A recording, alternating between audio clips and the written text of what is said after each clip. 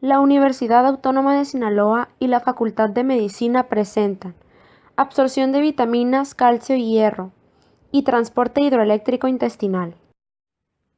Vitaminas. Se dividen en liposolubles e hidrosolubles. Liposolubles son las vitaminas A, D, E y K. Se procesan de la misma manera que los lípidos en la dieta. En el lumen intestinal se incorporan a las micelas y son transportadas hasta la membrana apical de las células intestinales. Estas vitaminas se difunden a través de la membrana apical hacia el interior de las células, se incorporan a los kilomicrones y posteriormente se expulsan hacia la linfa, y ésta las transporta hacia la circulación general. Mientras que las hidrosolubles son las vitaminas B1, B2, B6, B12, biotina, ácido fólico y ácido pantoténico. Su absorción se produce mediante un mecanismo de cotransporte dependiente del sodio, excepto en la vitamina B12. En su caso se requiere de la presencia del factor intrínseco. La vitamina B12 procedente de la dieta se libera gracias a la acción digestiva. Ya libre se une a las proteínas R, las cuales se segregan en los tubos salivales.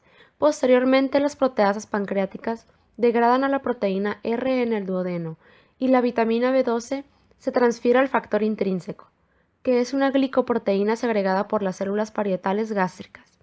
Juntos viajan hasta el ilion y no hay un mecanismo de transporte específico para su absorción. Un dato relevante es que en una gastrectomía, la pérdida de células parietales provoca la ausencia del factor intrínseco y el paciente es incapaz de absorber la vitamina B12, lo que podría causar una anemia perniciosa, la cual es prevenible administrando vitamina B12 por vía parenteral. Calcio. Se absorbe un total del 30 al 80% de calcio en el intestino delgado, y esto depende de la presencia de la forma activa de la vitamina D y el 1,25-dihidroxicolecalciferol. A través de él, la absorción de calcio se ajusta a las necesidades del organismo. Su acción más importante es promover la absorción de calcio desde el intestino delgado, induciendo la síntesis de una proteína de unión al calcio, la calvindina. Esta absorción es inhibida por fosfatos y oxalatos que forman sales insolubles con el calcio en el organismo. Hierro. El hierro se absorbe a través de la membrana apical de las células epiteliales intestinales en forma de hierro libre o como hierro hemo, es decir, unido a la hemoglobina o a la mioglobina. En el interior de las células intestinales, las enzimas lisosomales digieren el hierro hemo, liberando hierro libre. Después se une a la apoferritina y es transportado a través de la membrana vasolateral hacia la sangre. Ya en la circulación, el hierro se une a la transferrina, lo que lo transporta del intestino delgado hasta su lugar de almacenamiento en el hígado, y desde ahí es llevado a la médula ósea donde es utilizado para la síntesis de hemoglobina. La absorción intestinal de hierro es regulada por 3 factores. 1.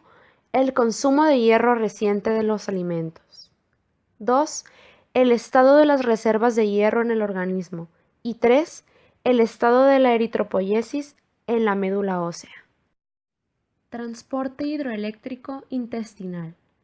En el intestino delgado y grueso se absorben algo más de 9 litros de líquido al día.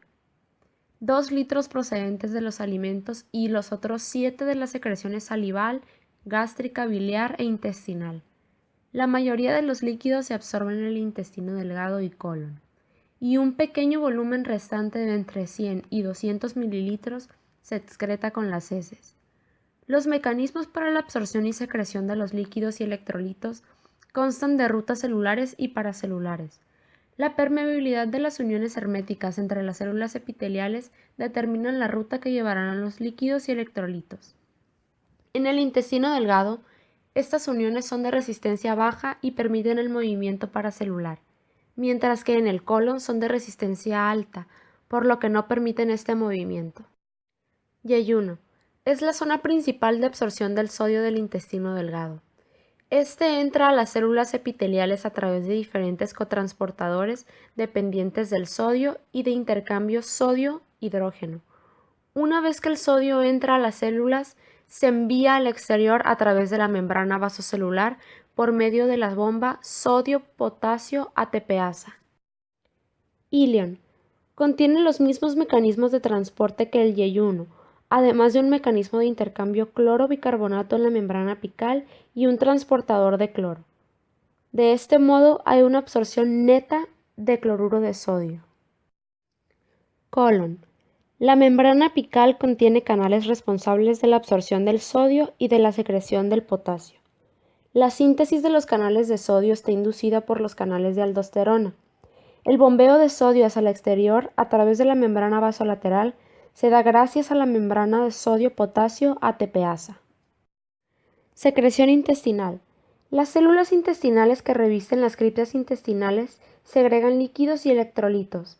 La membrana apical contiene canales de cloro y aparte de tener la bomba sodio-potasio, la membrana vasolateral posee un cotransportador de sodio-potasio 2-cloro, que es una proteína transmembranal que facilita el cotransporte de un ion de sodio, 1 de potasio y 2 de cloro, y lleva todo esto al interior de las células desde la sangre.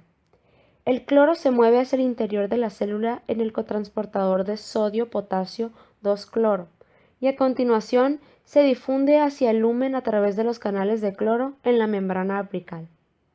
El sodio sigue pasivamente a la secreción de cloro moviéndose entre las células, y finalmente el agua es segregada al lumen siguiendo la secreción de sodio-cloro. Los canales de cloro de la membrana apical se abren en respuesta a la unión de diversas hormonas y neurotransmisores a receptores en la membrana vasolateral. Entre estas se encuentran la acetilcolina y el péptido intestinal vasoactivo. Normalmente los electrolitos y el agua segregados por las células de las criptas intestinales son absorbidos por las células de las vellosidades intestinales. Diarrea. Aún en la actualidad, es una de las causas principales de mortalidad en el mundo, debido a que causa una pérdida rápida de grandes volúmenes de líquido extracelular procedentes del tracto gastrointestinal. La disminución del volumen de líquido extracelular y el volumen intravascular conducen a un descenso en la presión arterial. Existen además otros trastornos generados por la diarrea que guardan relación con los electrolitos perdidos por el organismo, concretamente el bicarbonato y el potasio. La pérdida de bicarbonato provoca acidosis metabólica hiperclorémica y la pérdida excesiva de potasio produce hipopotasemia. Entre las principales causas de la diarrea está la disminución del área de superficie de absorción, que es causada por procesos patológicos como las infecciones y la inflamación del intestino delgado. Diarrea osmótica. Se debe a la presencia de solutos no absorbibles en el lumen del intestino. Un ejemplo de esto es la lactosa, que ante la deficiencia de lactasa permanece en el lumen del intestino, donde retiene agua y produce este tipo de diarrea. Y por último, la diarrea secretora, que se debe a una secreción excesiva de líquido por parte de las células criptas, cuya etiología principal es la proliferación de bacterias enteropáticas.